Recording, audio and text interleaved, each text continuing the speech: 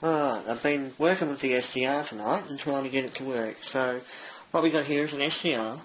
I've found out which one of these leads is the cathode for one of the packs inside the SCR, and I'll probably test the other side as well. That means I get two chances of it. I'll blow one side up when I'm playing with the capacitor bank, I can just switch over to the other.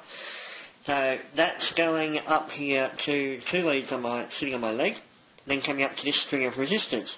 Now this string of resistors down here, I have to go, right, that's about 45 ohms, 36, 22, and 10. 10 ohms resistance, 700 milliamps is sufficient to trigger the gate, which turns on that ham radio over there. So, if I turn on the power supply, and imagine these two wires, and you'll hear it, so you don't need to see the radio come on, but I'll put the wires up in front of the camera as well. These two wires are the Arduino, and it's MOSFET closing the circuit. If I touch them together, I can't do it one-handed very well, but there we go. Touch them together, the radio comes on. And if I touch them briefly, I'll show you what happens when I touch them briefly. There's not enough current to latch the SCR on while it's being powered, while it's connected to the SCR. So if I put that guy just there so you can see it. Oh, come on, where's the bloody lens on the camera? Here we are. And just see that? See, it shuts down. And if I hold it down long enough, SCR comes on and so does the radio.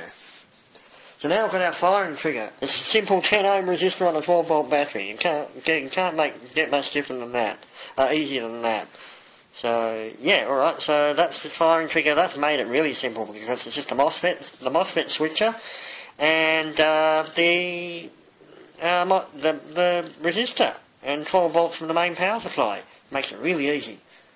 Okay, next step, I think will be getting more bits and pieces to make the case, like the Dremel and the reamer. I don't have those parts those tools at the moment, but they are on order and they should arrive soon.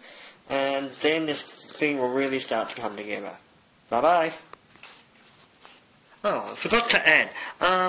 Now that I can move this battery out of the way because I've disconnected the circuit, move that, move the resistors, and the battery. I can show you how the circuit was wired. So, here we go. So this is the circuit here. This is the power supply. Provides 14 volts. The negative lead is connected directly to the ham radio. Now this is not how I'm going to wire it in the bank. I'm going to be switching the negative lead in the bank, not the positive. That way, it's close to the ground basically. The positive comes out of the power supply, travels up the brown lead, into the anode of the SCR, then the cathode is connected to the positive terminal of the radio. So that's how you wire up an SCR. You go, it's just like a diode, except it's got a trigger electrode, and the trigger electrode must share a common ground with the negative of the device you're triggering. So that's why it's best to run them at you run them low side on a capacitor bank, because otherwise you can blow them up quite quickly.